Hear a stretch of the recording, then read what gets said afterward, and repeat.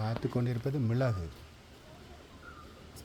அதாவது பச்சை மிளகு, மரத்திலே இருந்து பிடுங்கப்பட்ட பச்சை மிளகு.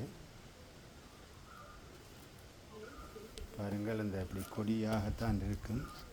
கொடியிலிருந்து அந்த அந்த ஒரு ஒரு உடைத்தெடுத்த மிளகைத்தான் நீங்கள் பார்க்குறீர்கள். இது காய்ந்த வடிவம் பாருங்கள்.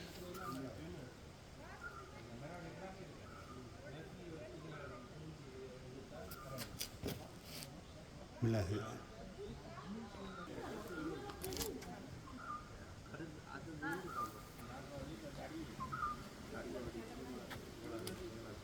காய் ஓரளவு காய்ந்தது பாருங்கள். மிளகு ஓரளவுக்கு தெரிகிறது வித்தியாசமாக. இதுதான் மிளகு கொடி, மரங்களிலே படரும். இலை வெத்திலை இலை போன்றே காணப்படும். இதுதான் மிளகு கொடி. இங்கே சீமைக்கிளி மரத்தில் படர விட்டிருக்கிறார்கள் பாருங்கள்.